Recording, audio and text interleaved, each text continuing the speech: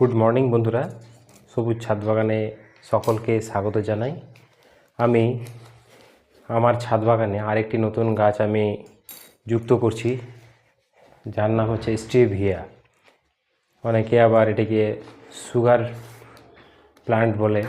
তো আমি এই গাছটি প্রথমবার আমার ছাদ বাগানে যুক্ত করছি। আমার আগে এই ছাদ বাগানে ছিল না, তো আমি এটি নিয়েছি হচ্ছে অনলাইন থেকে। আমি লোকাল নার্সারিতে খোঁজাখুঁজির পরে আমি পাইনি, তখন আমি এটি অনলাইনে বুক করেছি। তো আমি এটি নিয়েছি এবার অ্যামাজন থেকে। জানি না কেমন হবে গাছটি, তো সেটি আমি আজকে আনবক্সিং করছি আপনাদের সামনে। তো বন্ধুরা অবশ্যই কমেন্টসে জানাবেন যে গাছটি আমি সঠিক পেয়েছি কি না, এবং আমার ছাদ বাগানের জন্য এটি উপযুক্ত কিনা সেটা আমি জানি না, কিন্তু আমি এখন ট্রাই করছি এটি বের করার।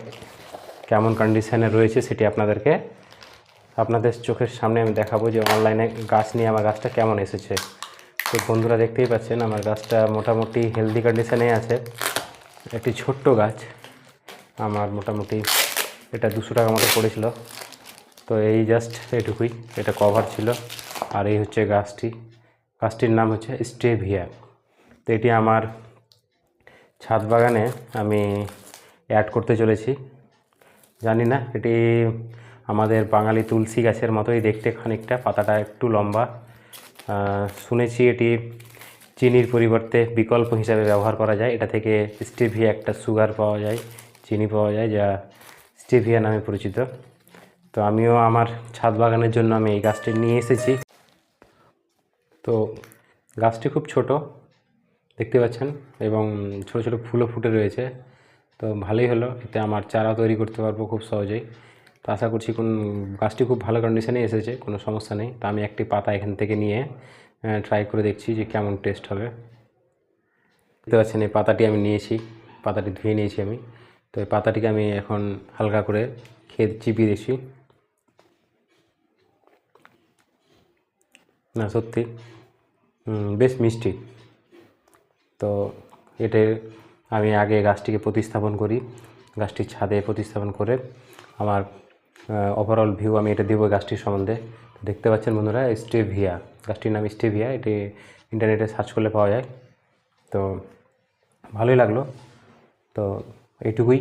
ভিডিওটি ভালো লেগে থাকলে লাইক এবং শেয়ার করবেন, সাবস্ক্রাইব করে পাশে থাকবেন। এই গাছটিকে আমরা আগে থেকে প্রস্তুত করে রাখা মাটি, যাতে আমি ভার্মি কম্পোস্ট বা কেঁচো সার যেটাকে বলে, সেই সার দিয়ে মাটিটি রেডি করে রেখেছিলাম। সেই মাটিতে আমি গাছটিকে প্রতিস্থাপন করব।